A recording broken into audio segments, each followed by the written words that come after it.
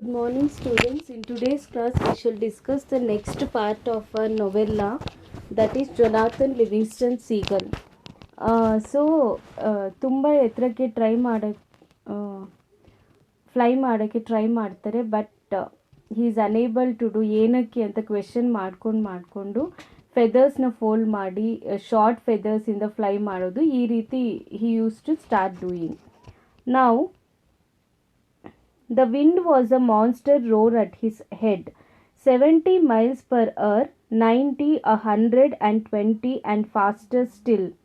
The wing strain now at 140 miles per hour wasn't nearly as hard as it had been before at 70, and with the faintest twist of his wingtips, he eased out of the dive and shot above the waves, a grey cannonball under the moon. So here the wind was a monster roar at his head. ಅಂದರೆ ಗಾಳಿ ಜೋರಾಗಿ ಬೀಸ್ತಾ ಇತ್ತು. 70 miles per hour. ಎಷ್ಟು speed ಗಾಳಿ ಅಂದರೆ 90, 120 ಈ ರೀತಿ ಫಾಸ್ಟಾಗಿ the wind was blowing. Especially when there is heavy wind, the birds cannot fly. ಅಂಥ ಒಂದು ಹೆವಿ ವಿಂಡಲ್ಲೂ ಸಹ it use to fly. The wing strain now at 140 miles per hour. Wings ಎಷ್ಟು ಫಾಸ್ಟಾಗಿ ಓಡಬೇಕು ಅಂದರೆ, ಮೆಕ್ಯಾನಿಸಮ್ ಎಷ್ಟು ಕಷ್ಟ ಅಂದರೆ 140 miles per hour. Was nearly as hard as it had been before at 70, and with the faintest twist of his wing tips he eased out of the dive. Eased ಅಂದರೆ ತುಂಬ ಈಸಿಯಾಗಿ ಲ್ಯಾಂಡಿಂಗು ಕಲ್ತ್ಕೊಂಡ್ಬಿಟ್ಟ. ಯಾರು? Jonathan Livingston Seagull. And shot above the waves, a grey cannon ball under the moon. So waves ಮೇಲೆ ಇದು ಸ್ಕೈಯಿಂದ ಒಂದು ball ಬಿದ್ದರೆ ಹೇಗೆ ಆರಾಮಾಗಿ ಬರುತ್ತೆ, ಗ್ರಾವಿಟೇಷನ್ ಫೋರ್ಸ್ ಥರ, ವಿತೌಟ್ ಎನಿ ಸ್ಟ್ರೈನ್ ಅಷ್ಟು ಆರಾಮಾಗಿ ಕೆಳಗಡೆ ಬಂದು ಲ್ಯಾಂಡ್ ಆದ. ಯಾರು? Jonathan Livingston seagull. He closed his eyes to slits against the wind and rejoiced. Rejoiced ಅಂದರೆ he was very happy. 140 miles per hour and under control. So 140 miles per hour ಈ ಸ್ಪೀಡಲ್ಲಿ he has done this. ಅಂದರೆ ಅಷ್ಟು ಫಾಸ್ಟಾಗಿ fly ಮಾಡಿದ್ದಾನೆ. And under control ಅಂದರೆ ಏನು control ತಪ್ಪದಿರ ತುಂಬ control ಆಗಿ ಡೈವ್ ಮಾಡ್ದ. If I dive from 5,000 feet instead of 2,000, I wonder how fast. So 2,000 feet ಅಲ್ಲ, 5,000 feet ಎತ್ತರದಿಂದ ನಾನು ಡೈವ್ ಮಾಡಬೇಕು, ನೋಡೋಣ ಎಷ್ಟು ಸ್ಪೀಡಲ್ಲಿ ಡೈವ್ ಮಾಡ್ತೀನಿ ಅಂತ ಚೆಕ್ ಮಾಡಬೇಕು. His woes of a moment before were forgotten in the great swift wind, yet he felt guiltless. The promises he had made himself, such promises are only for the gulls that accept the ordinary one.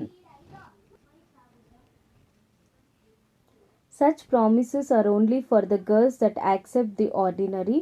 One who has touched excellence in his learning has no need of that kind of promise. So ಮತ್ತೆ promise ಮಾಡ್ಕೊತಾ ಇದ್ದಾನೆ. ಏನಂತ? ನಾನು normal seagull ಥರ ಇರಬಾರ್ದು. ಇವಾಗ 2,000 feet ಆದರೆ next time 5,000 feet ಎತ್ತರಕ್ಕೆ ಫ್ಲೈ ಮಾಡಬೇಕು.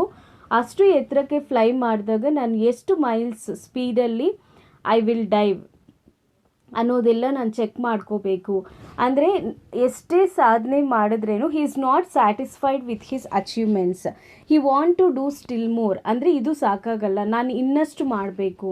ಪ್ರತಿಯೊಂದು ಹ್ಯೂಮನ್ ಬೀಯಿಂಗ್ ಲೈಫಲ್ಲೂ ಅಷ್ಟೇ, if you have achieved something in life, you shouldn't be satisfied with what you have achieved. You have to try still more in order to better your selves. ಅಂದರೆ ನೀವು ಇನ್ನೂ better ಆಗಬೇಕು. ಲೈಫಲ್ಲಿ ಇಷ್ಟೇ ಅಲ್ಲ, ಇನ್ನೂ ಸಾಕಷ್ಟಿದೆ. I have to work still more harder, this is not enough ಅಂತ you have to work hard. Then by sun up, Jonathan Gull was practicing again. From 5,000 feet, the fishing boats were specks in the flat blue water.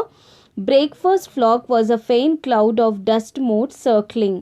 So now, before he was flying from 2,000 feet altitude, ಇವಾಗ 5,000 feet ಎತ್ತರಕ್ಕೆ fly ಮಾಡೋಣ ಅಂತ he is trying. Feed the fish boats were specks in the flat blue water. Fishing boats ಎಲ್ಲ morning ನೋಡ್ಬೋದು ನಾವು sea shore ಹತ್ರ. Breakfast flock ಅಂದರೆ ಯಾವಾಗ ಮೀನು ಹಿಡಿಯೋಕ್ಕೆ ಬರ್ತಾರೆ ಆವಾಗ ಸೀಗಲ್ಸ್ ಎಲ್ಲನೂ ಸೀ ಶೋರ್ ಹತ್ರ ಇರುತ್ತೆ. ಯಾಕೆ ಅಂತ ಹೇಳಿದ್ರೆ ಅದಕ್ಕೆ ಊಟ ಸಿಗೋವಂಥ ಟೈಮ್ ಆವಾಗ. Was a fine cloud of dust mode circling. So dust usually ನೀವು ಮಾರ್ನಿಂಗ್ ಸನ್ರೈಸ್ ನೋಡಬೇಕಾದ್ರೆ ಡಸ್ಟ್ ಪಾರ್ಟಿಕಲ್ಸ್ ಚಿಕ್ಕದಾಗಿ ಬರ್ತಾ ಇರುತ್ತೆ, ಅದನ್ನೆಲ್ಲನೂ ನಾವು ಮಾರ್ನಿಂಗ್ ಟೈಮಲ್ಲಿ ನೋಡ್ಬೋದು. He was alive, trembling ever so slightly with delight, proud that his fear was under control. So, here Jonathan Livingston ಸೀಗಲ್ಗೆ ಮುಂಚೆ ಎಲ್ಲ ಭಯ ಇರ್ತಾ ಇತ್ತು. ಅಷ್ಟು ಆಲ್ಟಿಟ್ಯೂಡಲ್ಲಿ ಫ್ಲೈ ಮಾಡಿದ್ರೆ ಏನಾಗುತ್ತೋ, ಕಂಟ್ರೋಲ್ ತಪ್ಪಿ ಎಲ್ಲಿ ಬೀಳ್ತೀವೋ ಅಂತ.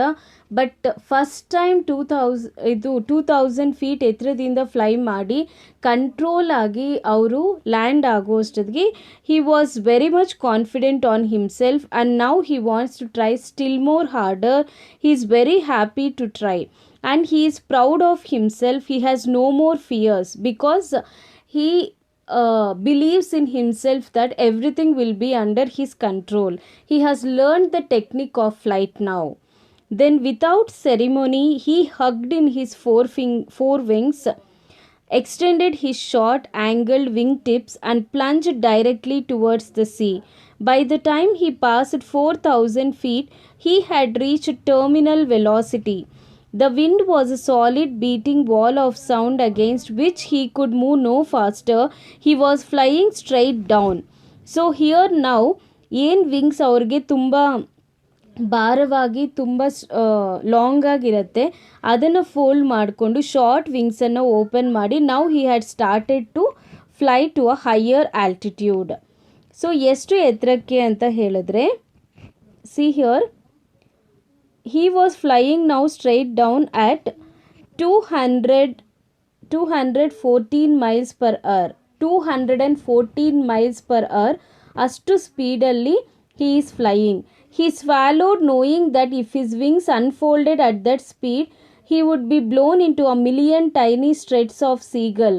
But the speed was spur and the speed was joy and the speed was pure beauty. So ಇವಾಗ ಇನ್ನೊಂದೇನು ಅಂತ ಹೇಳಿದ್ರೆ 214 ಮೈಲ್ಸ್ ಪರ್ ಅವರಲ್ಲಿ ಹೋದಾಗ ಅಕಸ್ಮಾತ್ ಏನಾದರೂ ಕಂಟ್ರೋಲ್ ತಪ್ಪಿಬಿಟ್ರೆ ಕೆಳಗೆ ಬಿದ್ದರೆ he will be blown into a million tiny pieces. ಅಂದರೆ ಅಷ್ಟು it is very difficult to survive also. ಅಂಥ ಒಂದು ಪರಿಸ್ಥಿತಿಯಲ್ಲಿ he did not give up. Then he began his pull-out at 1,000 feet wingtip, thudding and blurring in the gigantic wind. The boat and the crowd of gulls tilting and growing meteor-falls directly in his path. So, ಏನೇ ಆದ್ರೇನು ಯಾವುದೇ ಕಾರಣಕ್ಕೂ I would not forgo my dream ಅಂತ ಹೇಳಿ ಅಷ್ಟೊಂದು ವಿಂಡಲ್ಲೂ ಸಹ he had started his flight. He couldn't stop. He didn't know yet even how to turn at that speed. ಅಷ್ಟು ಫಾಸ್ಟಾಗಿ ಅದು 214 ಮೈಲ್ಸ್ ಪರ್ ಅವರ್ ಸ್ಪೀಡಲ್ಲಿ ಯಾವ ರೀತಿ ಫ್ಲೈ ಮಾಡಬೇಕು ಅನ್ನೋದು ಗೊತ್ತಿಲ್ಲ. He has not done this before. But ಏನಾಗತ್ತೋ ನೋಡೋಣ ಅಂತ he had started. Collision would be instant death and so he shut his eyes. It happened that morning. Then just after sunrise Jonathan Livingston Seagull fired directly through the center of breakfast flock, tickling off 212 miles per hour, eyes closed in a great roaring streak of wind and feathers. The gull of fortune smiled upon him this once and no one was killed. So 214 miles per hour ಸ್ಪೀಡಲ್ಲಿ when he was flying dive ಮಾಡೋವಾಗ ಏನಾಗುತ್ತೋ this is the first time I am flying ಅಂತ ಹೇಳಿ he wanted to try still more harder. So landing ಮಾಡೋವಾಗ ಏನಾಗುತ್ತೆ ಅಂತ ಹೇಳಿದ್ರೆ ಸೇಫಾಗಿ ಅವರ ಫ್ಲಾಕ್ ಎಲ್ಲಿದೆ ಅಲ್ಲಿಗೆ ರೀಚ್ ಆದ. And he was very happy and he had a smile on his face. No one was done any harm. By the time he had pulled his beak straight up into the sky, he was still scratching along at 160 miles per hour. When he had slowed to 20 and stretched his wings again at last, the boat was crumb on the sea 4,000 feet below. So by the time he had pulled his beak straight up into the sky, he was still scorching along at 160 miles per hour. When he had slowed to 20 and stretched his wings again at last, The boat was a crumb on the sea 4,000 feet below. So boat 4,000 feet below slow ಆಗಿ dive ಮಾಡೋದನ್ನು ಇವಾಗ ಕಲ್ತ್ಕೊಂಡ. ಯಾರು? Jonathan Livingston seagull. ಯಾವ ರೀತಿ ಫ್ಲೈಟಲ್ಲಿ ಎಷ್ಟು ಸ್ಪೀಡಾಗಿ ನಾವು ಹೋದ್ರೇನು ಯಾವ ರೀತಿ ಕಂಟ್ರೋಲ್ ಮಾಡಬೇಕು ಸ್ಪೀಡನ್ನು, ಯಾವ ರೀತಿ ನಾವು ಸೇಫಾಗಿ ಲ್ಯಾಂಡ್ ಮಾಡಬೇಕು ಅನ್ನೋದು he has learned. His thought was triumph ಅಂದರೆ victory. Terminal velocity a seagull at 214 miles per hour. It was a breakthrough, the greatest single moment in the history of the flock. And in that moment, a new age opened for Jonathan Gull. Flying out to his lonely practice area, folding his wings for a dive from 8,000 feet, he set himself at once to discover how to turn. So ಮತ್ತೆ single ಆಗಿ practice ಮಾಡೋದನ್ನು start ಮಾಡ್ದ. ನಾನು ಇಷ್ಟು ಎತ್ತರಕ್ಕೆ practice ಮಾಡಿ fly ಮಾಡಿದ್ದೀನಿ ಅಂತ ಹಿ ಡಿಡ್ ನಾಟ್ ಸ್ಟಾಪ್.